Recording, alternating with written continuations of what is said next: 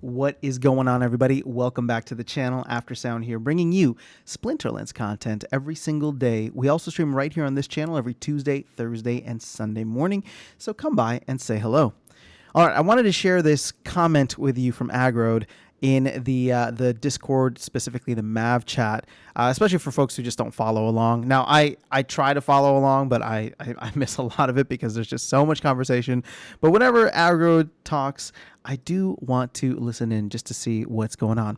Now, Agrode has been very, very active in the Mav chat over the past week, especially with the end of the airdrop, and he's come across as very bullish, almost to the sense where it's like it makes me uncomfortable, right? Because I need to temper my own expectations, and when I see too much bullish nature out there, it makes me nervous. But I do think that there's at least some merit to this. We've seen the markets pump a little bit. Bitcoin is fighting hard to get to stay above 24K if it can and get to the 25K range, and if it does, who knows what happens. But again, this is not necessarily about where the price moves here or there, but Bitcoin is definitely up from its 20K or 17.5K low just a couple of months or maybe a month and a half ago. So that has nothing to do with this. All I'm saying is that there's a lot of bullish sentiment out there in the market, not just with Agrode, but with many people thinking that maybe we've seen the bottom, that maybe with macro factors and the raising of interest rates at least not going to happen until September at the very soonest, right? The next kind of time the Fed meets, that there could be a little bit of a run here, at least some breathing room for the market. Now, what I want to share with you is not necessarily anything to do with that, but with Rebellion. So yes, this is more speculation on Rebellion, but not even, it's not even speculation. It's more so just getting into the mindset and understanding what the top-down approach is, meaning what is the CEO of the game looking to build out the release cycle, right? And so over, let's see here, he says, I want future pack editions to be closer to 9-month sellout than a 12-month sellout. And if you remember, Yaba Matt has been saying that Chaos Legion is supposed to last for 1 year, and so far, so good. But Agrode is saying in the future he wants it to be a 9-month rather than 12-month, meaning that you have 9 months of sales and 3 months of break. Now, this is not set in stone, but both Agrode and Yabamat have said that it would be healthy for there to be periods of time where there are no packs available so that cards can appreciate in value, and it creates kind of this hype cycle as we get into the new release. So the main thing that I want to take away from this is this comment right here: 9 months of sales and then specifically 3 months of break. Now, I don't know if you guys remembered or have heard, I've mentioned it a couple times here, but Agrode has been very bullish about selling out of Chaos Legion in November of this year. Yeah, so like in 4 months, less than 4 months from now, because we're at the end of July at this point. So with pack sales where they are currently at, let's actually go and take a look and see how that is. We are at 9.4 million. I would say we're probably another 400,000 packs before people start to feel the FOMO of just this airdrop, right? Because we saw it go from, we saw the last 100,000 packs before the Grandmaster Wraith airdrop. That went very quickly, and I could see something similar happening at an earlier threshold point as we get higher and higher up the ladder here. So Agrode is saying that once we hit 10 million, that he thinks the FOMO is going to kick in.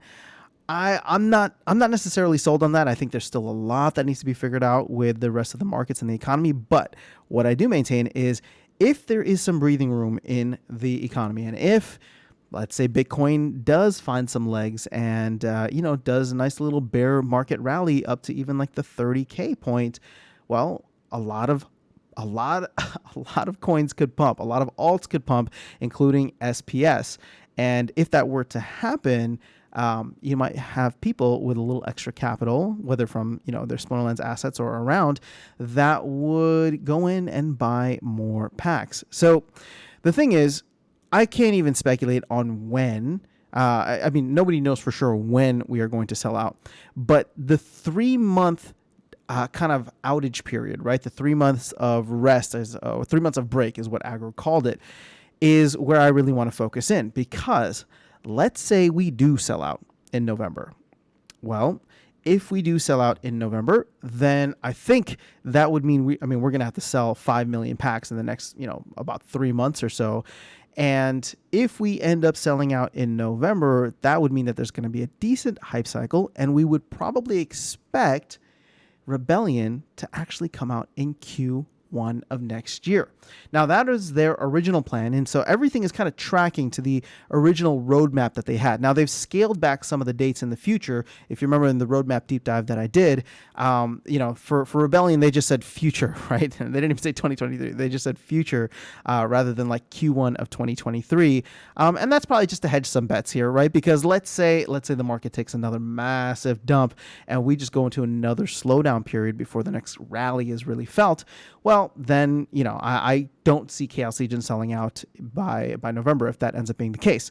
But depending on where things move, if we do sell out in November, then we could see it as early as Q1. And if things are serendipitous, and let's just say these packs start really flying off the shelves, what we have right now, at least from the team's perspective, and now it's confirmed from the team's perspective, is this 3-month break period.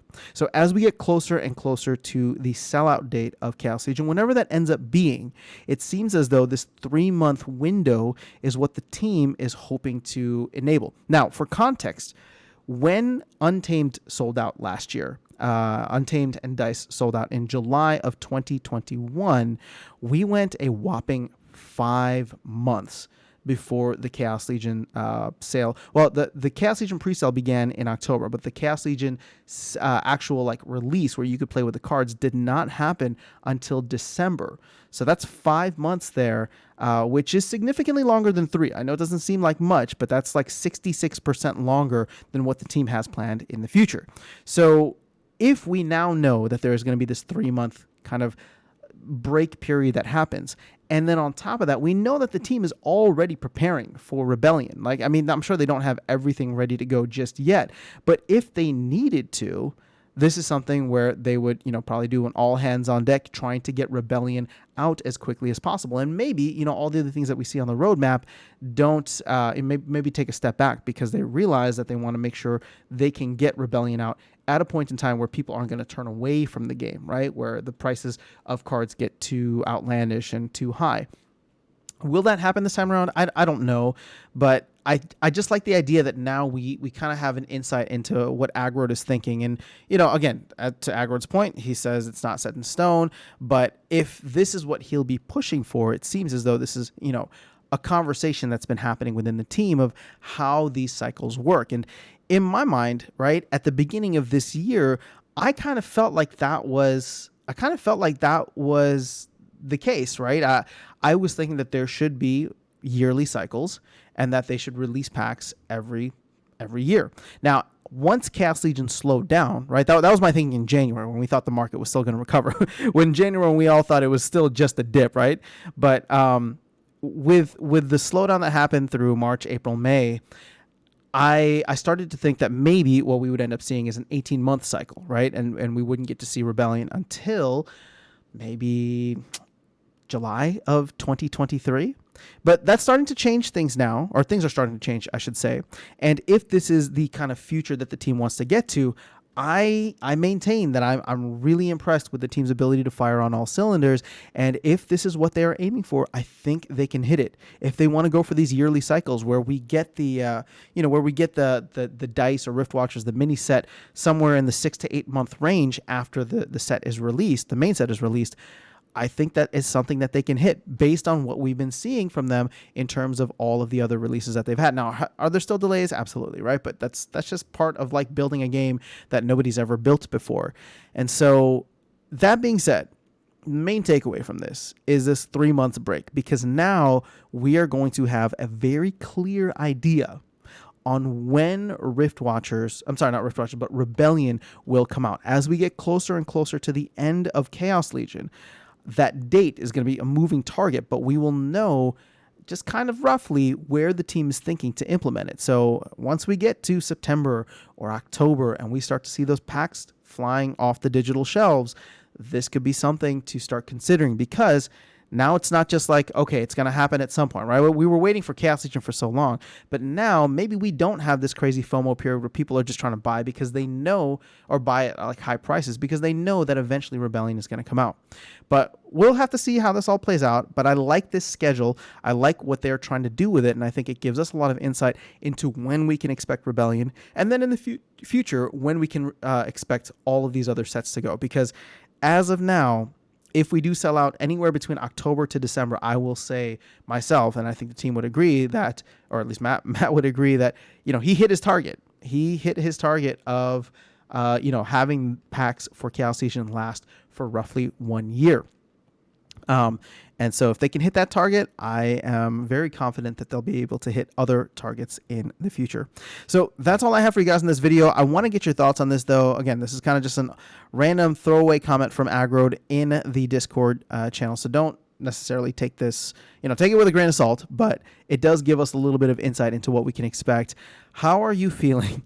It's weird to ask, but how are you feeling about Rebellion, right? I know there's still Chaos Legion to sell out and we still need to get Rift Watchers, but is this something that makes sense to you? Is this kind of release schedule what you would expect from the company to get into on a regular basis, right? To be able to do these on a yearly cycle rather than like a 18-month cycle or whatever cycle people are expecting.